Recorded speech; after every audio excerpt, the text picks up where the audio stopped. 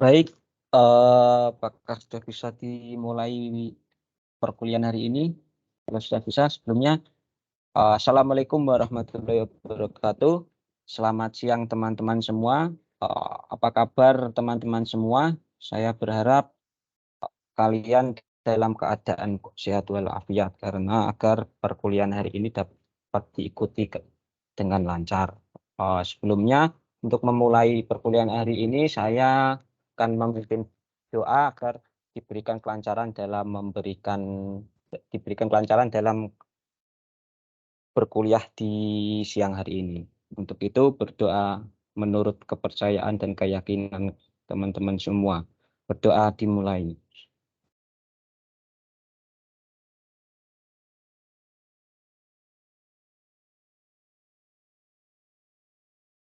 Amin. Bismillahirrahmanirrahim.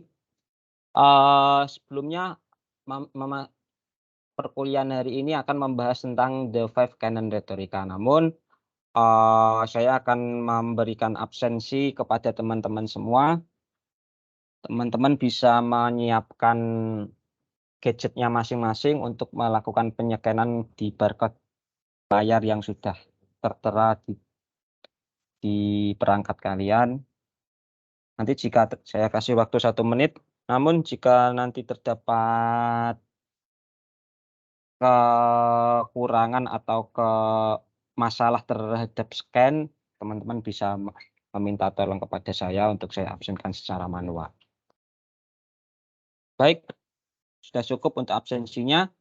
Sebelum masuki Canon Rhetorica, saya akan mereview materi sebelumnya, yaitu mengenai teori komunikasi agenda setting.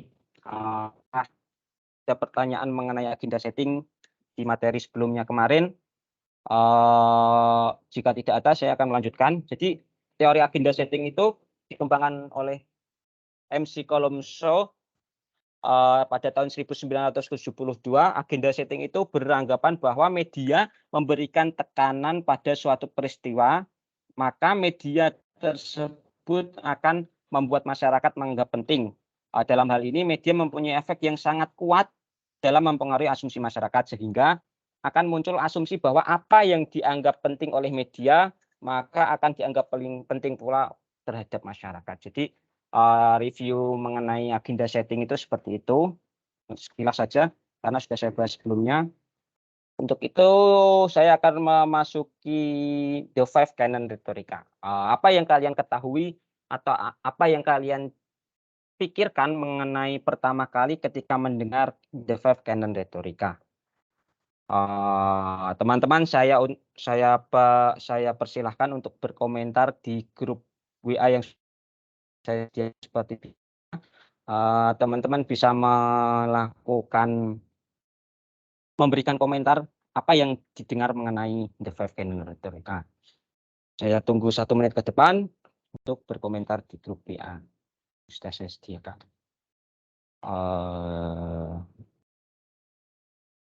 Baik, sepertinya sudah cukup. Kita langsung saja. Saya memberikan materi tentang The Five Canon Rhetorica. Jadi, dalam diskusi ke depan nanti kita akan membahas tentang perkembangan retorika mulai dari sejarah. Teman-teman mengetahui apa itu sejarahnya dari Canon Rhetorica, kita akan diskusi bersama seperti biasa. Kemudian, jenis retorika nanti juga ada 3, kita akan dibahas di selanjutnya. Ada manfaat dan Canon Rhetorica itu sendiri. Jadi, sebelum memasuki Canon Rhetorica, kita harus mengetahui sejarah retorika. Apa sih, bagaimana sejarah retorika? Nah, ini saya akan memberikan secara ringkas.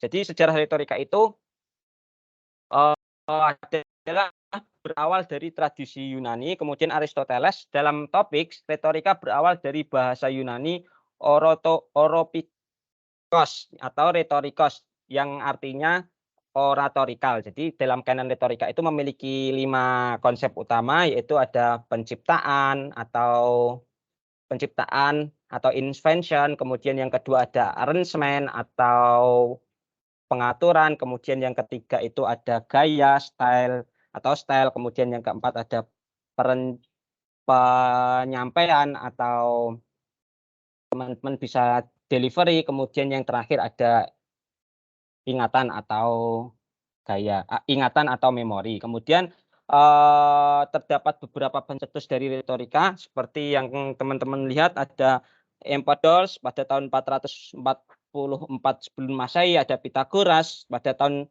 481 sampai dengan 420 sebelum Masehi, ada Georges itu mengembangkan pada tahun 485 sampai dengan 376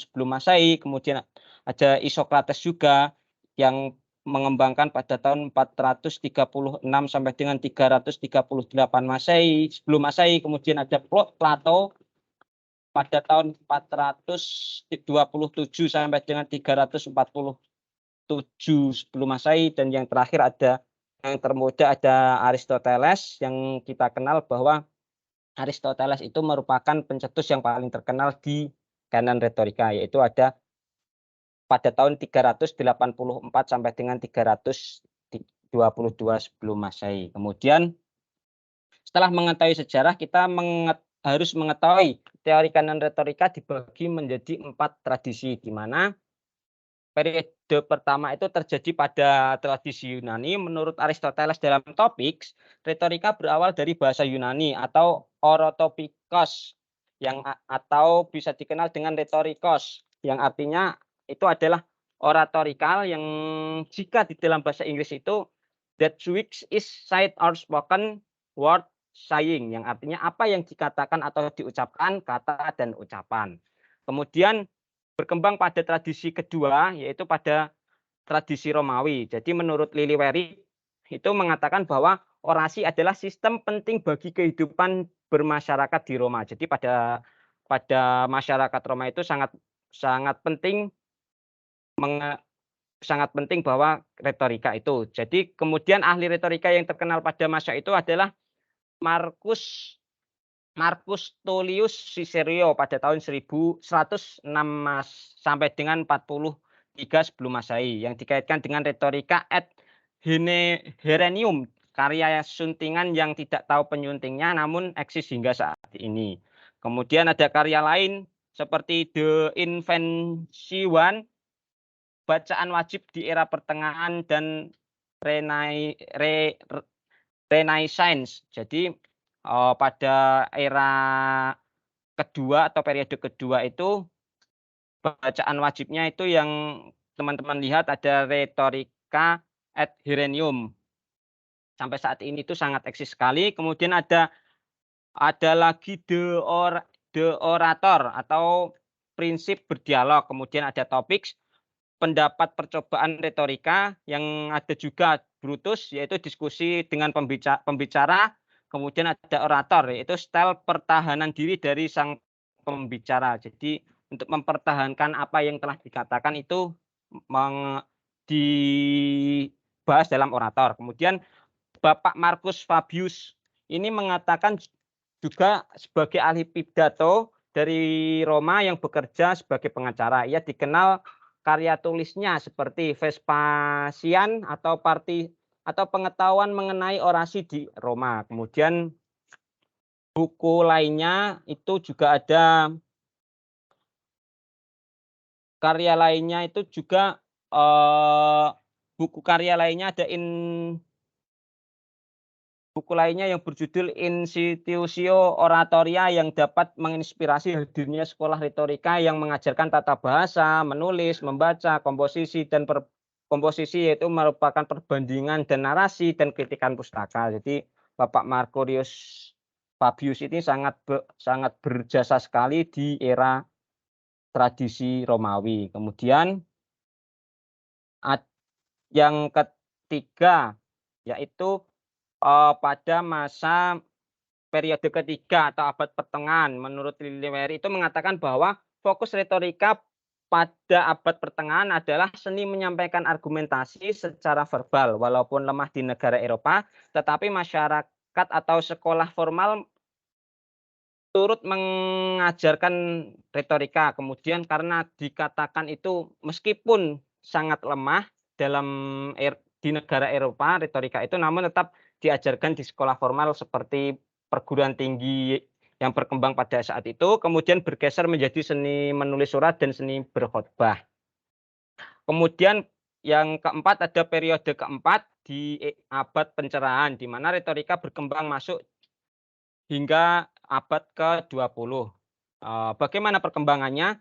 Dalam perkembangan retorika di abad atau di periode keempat itu terdapat 6, yaitu yang pertama retorika yang viral pada abad ke-17 sampai dengan 19, kemudian yang kedua ada munculnya penulis retorika yang semakin banyak, yaitu pada tahun 1920 sampai dengan 1932. 39 maksud saya. Seperti yang kita kenal dengan John Locke, kemudian Hugh dan R. Whately. Jadi kemudian di era ketiga itu ada The Philosophy of Rhetoric dengan simbol dan bahasa yang pencetusnya adalah I.A. Richard. Kemudian yang keempat ada karya Caimpe dan Richard W. yang berfokus terhadap adab dan argumentasi dalam retorika. Jadi Bapak karya Caim dan Richard ini berfokus pada abad argumentasi dalam retorika. Kemudian yang kelima itu ada disertasi atau penelitian S3-nya yang karya Marshall MC Luhan pada tahun 1911 sampai dengan 1980 yang menuliskan sejarah lisan berdasarkan referensi retorika dari Cicero hingga Thomas Nessel. Nah, itu di antara tahun 1567 sampai dengan 1600. Kemudian yang keenam ada humanism pada tahun 1967 oleh Walter Jiong yang mengulas tentang sejarah humanisme atau humanisme era Renaissance lewat teks retorika, dialektika, dan logika. Nanti dialektika kita bahas di dalam jenis retorika.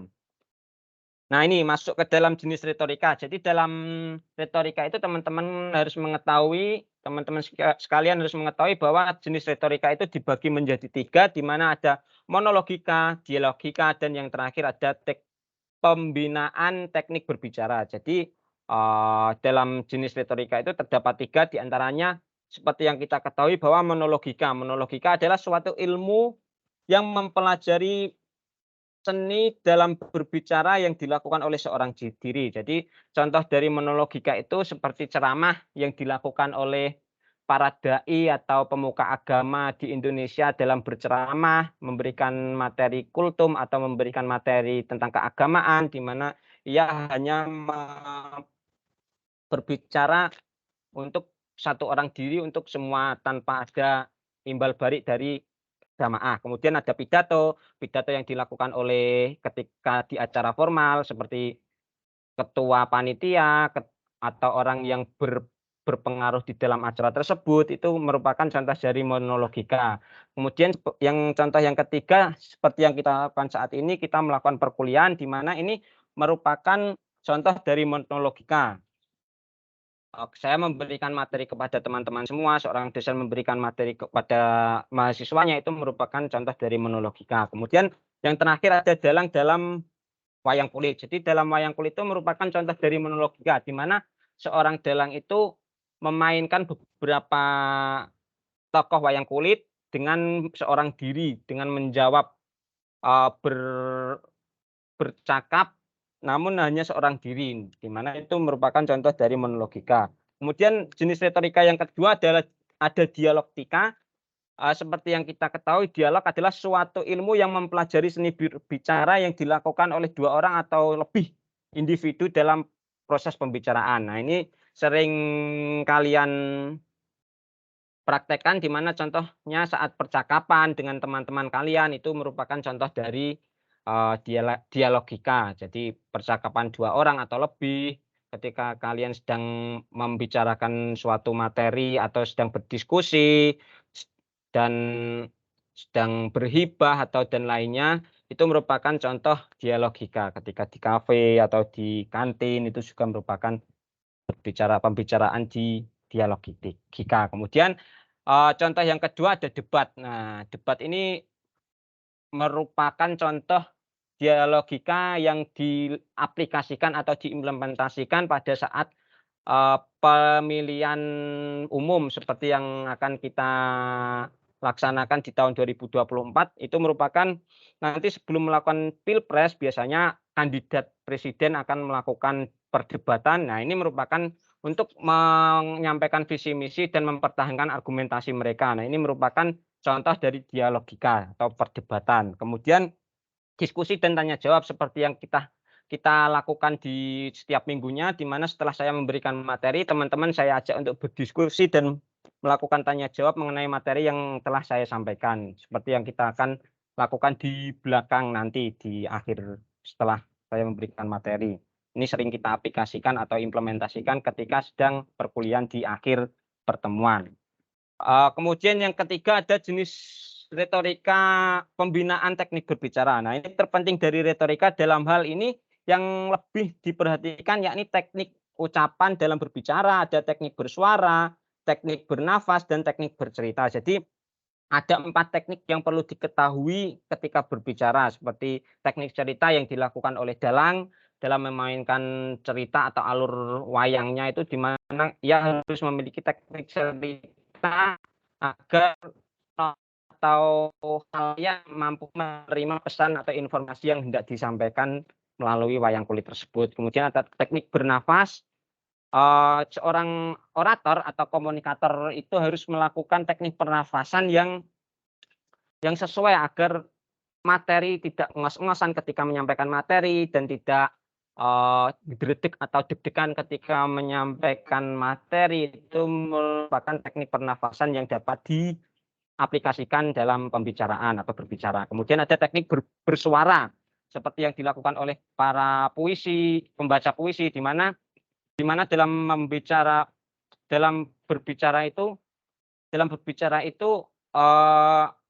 dia melakukan puisi bersuara, melakukan suara, teknik bersuara itu harus diketahui. Kemudian yang terakhir ada teknik berbicara seperti yang dilakukan oleh para orator, oleh para presiden dan lainnya. Contohnya seperti itu. Kemudian masuk ke dalam canon retorika, di mana canon retorika itu terdapat 5, yaitu, ada penciptaan atau invention, ada pengaturan atau arrangement, yang ketiga ada gaya atau style, kemudian yang keempat ada penyampaian atau delivery, dan yang terakhir ada ingatan atau memori. Jadi, nanti kita akan bahas satu per satu dalam perkuliahan hari ini. Jadi canon retorika ada poin atau elemen 5 yang paling utama. Kemudian konsep canon retorika ini yang akan kita bahas seperti sebelumnya, ada invention, arrangement, style, delivery, dan memori. Jadi invention itu merupakan proses penentuan atau merancang tema yang akan digunakan dalam menyampaikan pesan persuasif kepada khalayak. Jadi teman-teman harus mengetahui bahwa dalam invention itu merupakan suatu penentuan atau merancang tema yang akan digunakan dalam menyampaikan pesan persuasif. Kemudian yang kedua ada arrangement atau pengaturan, di mana arrangement itu merupakan semua hal yang berkaitan dengan struktur yang menjadi pokok penting dalam menyampaikan pesan persuasif kepada khalayak. Jadi seorang orator itu harus mengetahui atau mengatur pesan dalam menyampaikan pesan persuasif agar tersampaikan kepada khalayak. Kemudian yang ketiga ada style. Style itu merupakan pemilihan struktur kalimat yang digunakan komunikator ketika hendak menyampaikan suatu pesan. Terdapat beberapa gaya seperti gaya bahasa, suara, dan gerak tubuh. Jadi dalam konsep retorika style itu atau gaya itu terdapat 3 poin penting, yaitu bahasa, suara, dan gerak tubuh. Jadi dalam menyampaikan pidato, dalam menyampaikan pesan informasi yang bersifat persuasif itu perlu mengetahui atau menata tentang gaya bahasa yang digunakan itu tidak berlibet, tidak yang mudah diketahui atau yang sering diucapkan agar khalayaknya lebih paham. Kemudian ada gaya suaranya itu harus intonasi yang tepat, seperti yang dilakukan atau yang diaplikasikan oleh pembaca puisi itu kan harus intonasinya ketika tinggi ya tinggi, terdapat penekanan suatu kata yang harus ditekankan agar pesan yang disampaikan dalam puisi itu dapat tersampaikan. Kemudian ada gerak tubuh. Nah, biasanya gerak tubuh ini dilakukan body language, seperti ketika sedang menerangkan itu menggunakan body language gerakan tangan, seperti yang saya lakukan ini. Kemudian ada yang lainnya itu ada tari juga menggunakan gerak tubuh agar pesan yang disampaikan itu lebih mengena terhadap di di di mata atau di pemikiran si komunikan. Kemudian yang keempat ada delivery. Nah, delivery itu merupakan penyampaian. Dalam penyampaian ini, seorang orator merupakan cara yang dipilih oleh komunikator atau orator dalam mempresentasikan kepada komunikan. Jadi dalam melakukan komunikasi melalui canon retorika itu juga memerlukan delivery. Delivery itu merupakan penyampaian yang harus dipilih orator atau komunikator dalam menyampaikan pesan persuasif agar dapat tersampaikan kepada komunikan atau khalayak. Kemudian yang terakhir ada memori. Nah, apa sih memori itu? Memori itu merupakan teknik yang digunakan oleh komunikator kepada komunikan dalam mengingat suatu struktur yang sudah direncanakan. Jadi yang digunakan oleh orator atau komunikator agar pesan yang untuk mengingat struktur yang sudah direncanakan. Jadi terdapat jika dalam pidato itu harus menulis tekniknya, menulis kerangkanya, kemudian ada juga teknik yang menghafalkan atau juga teknik menulis kemudian dibacakan. Itu ketika yang dilihat teman-teman ketika ada acara yang sangat resmi itu kan harus membacakan sambutan sesuai dengan bacaan itu. Kemudian ada yang beberapa seorang pidato ada yang menggunakan teknik menghafalkan kerangkanya saja. Jadi ada teknik menghafal kerangka, menulis kerangka, kemudian dikembangkan ketika sudah berpidato. Kemudian ada yang menulis, kemudian dibacakan, ada menulis, dihafalkan. Itu merupakan contoh dari memori. Kemudian dari aspek canon dalam berbagai media. Nah, jadi dalam media itu beberapa media juga memerlukan canon retorika atau pengaplikasian dari canon retorika. Di antaranya ada canon retorika dalam tulisan. Nah, dalam tulisan itu merupakan akulturasi formal, nada, tujuan, struktur, ringkasan, dan teknisialisasi. Kemudian terdapat memori untuk menghubungkan setiap elemen. Jadi dalam tulisan itu juga dapat dalam menulis sesuatu itu seperti seorang wartawan menulis berita, seorang wartawan menulis berita, kemudian seorang pujangga menulis cerita, itu juga memerlukan canon dalam diaplikasikan dalam tulisan agar tujuannya lebih indah lebih pembaca agar dapat menikmati tulisan yang disampaikan. Kemudian canon retorika dalam pidato. Nah, itu terdapat introduction yaitu pembukaan, atau kemudian ada body yang dalam menyampaikannya membutuhkan suara dan bahasa tubuh yang dipilih untuk menyampaikan pesan persuasif. Jadi yang kedua itu ada body. Body merupakan tubuh dari pidato yang akan disampaikan dengan menggunakan bahasa yang dipilih untuk menyampaikan pesan persuasif dan menggunakan suara, menggunakan intonasi yang tepat ketika di kode-kode tertentu atau di intonasi di kata-kata tertentu agar komunikan atau khalayak lebih mudah memahami isi pesan persuasifnya. Kemudian yang terakhir ada kesimpulan. Jadi dalam berpidato itu juga memerlukan kesimpulan agar lebih mudah khalayak atau pendengar lebih mudah dalam menyimpulkan atau memahami isi dari pidato tersebut. Kemudian yang ketiga ada canon retorika dalam drama tari. Nah, variasi tutur bahasa, maksud saya canon retorika dalam drama tari itu juga diperlukan dalam canon retorika, di mana variasi tutur drama tari, teknik membentuk komposisi, dan gaya penyajian.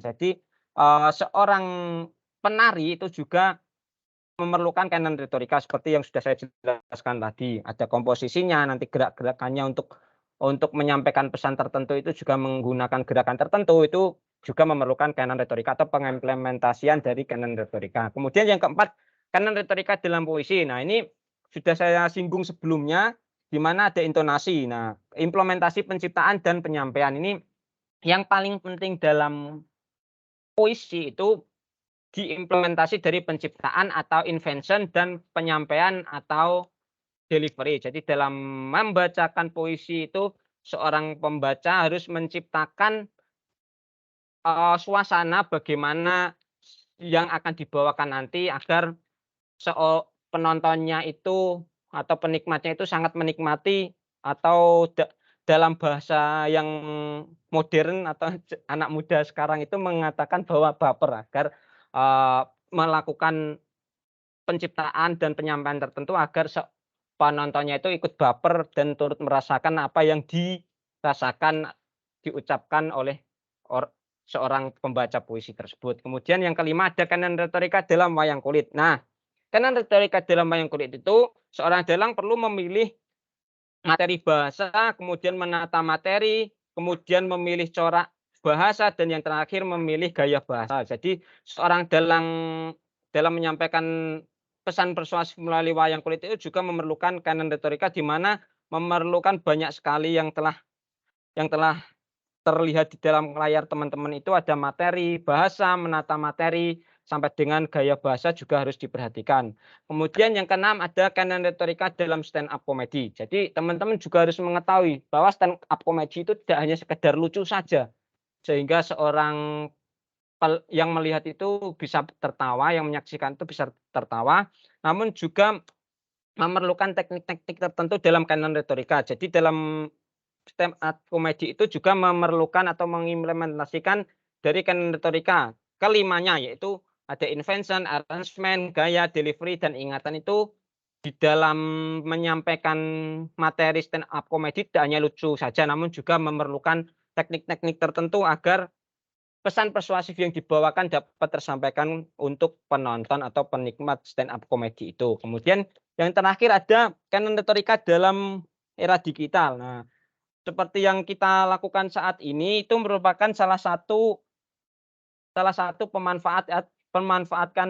pemanfaatan era digital, di mana kita tidak berjumpa secara langsung, namun kita dapat melakukan perkuliahan secara daring yang seperti kita lakukan saat ini. Nah, ini juga memerlukan teknik canon retorika, pengaplikasian canon retorika ada tubuh, distribusi, akses, interaksi, dan ekonomi. Jadi era digital juga tidak hanya memudahkan kita, namun juga canon retorika dapat kita aplikasikan dalam era digital. Demikian materi saya siang hari ini. Saya menggunakan beberapa daftar pustaka seperti yang teman-teman lihat, ada 16 daftar pustaka kurang lebihnya.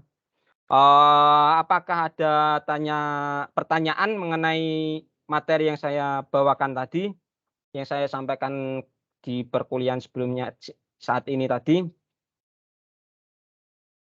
Jika tidak ada, nanti saya bisa bertanya kepada teman-teman loh, jangan salah nanti. Oke, langsung saja, jika tidak ada pertanyaan mengenai materi ini, saya memberikan penugasan untuk teman-teman semua. Nah, ini penugasan ini merupakan untuk melihat bagaimana pemahaman teman-teman mengenai materi canon retorika. Jadi nanti teman-teman bisa mereview artikel atau jurnal yang menggunakan canon retorika. Jadi canon retorika yang sudah saya sebutkan tadi kan ada banyak tuh, ada 7. Sekarang teman-teman tugasnya mencari canon retorika yang digunakan dalam penelitian di sebuah artikel atau jurnal yang telah terbit. Jadi bisa teman-teman mencari di Scholar atau di yang lainnya. Kemudian jika sudah menemukan, teman-teman bisa mereview, kemudian dikirimkan hasil review tersebut melalui email saya seperti biasanya, laknatulasun@gmail.com, dengan deadline besok Kamis tanggal 11 Mei 2023 pada pukul 23.59. Jadi waktu Indonesia Barat. Jadi teman-teman jangan sampai telat deadline-nya tersebut. Format tugasnya seperti biasa, spasinya 1,5 menggunakan Teams New Roman 12, dilengkapi juga dengan daftar pustaka seperti film PPT Society. Kemudian maksimal reviewnya itu hanya 2 lembar saja, perlu ditekankan lagi ini hanya 2 lembar saja dan disimpan dalam format Microsoft Word. Jadi nanti saya bisa berkomentar mengenai tugas Anda di dalam teman-teman di dalam Microsoft Word tersebut. Terima kasih. Jika tidak ada pertanyaan, saya akan mengakhiri pertemuan kali ini dengan penugasan tadi. Jangan lupa ya teman-teman, nanti dikirimkan di email saya. Di minggu depan itu kita juga akan bertemu lagi tentang teori komunikasi, tentang teori usage and gratification. Nah, jadi teman-teman juga bisa mempelajari sebelumnya. Di situ ada salah satu teori tentang usage and gratification. Jika sudah tidak ada pertanyaan, saya akan mengakhiri perkuliahan hari ini. Saya mohon maaf jika terdapat kesalahan dan karena kesempurnaan hanya milik Tuhan semesta alam. Demikian perkuliahan hari ini. Apakah sudah absen semua kan ya tadi ya? Soalnya di sini sudah tidak ada lagi yang meminta tolong. Akhir kata, wabillahi taufik wal hidayah, wa ridho wa inayah. Wassalamualaikum warahmatullahi wabarakatuh. Terima kasih. Selamat siang.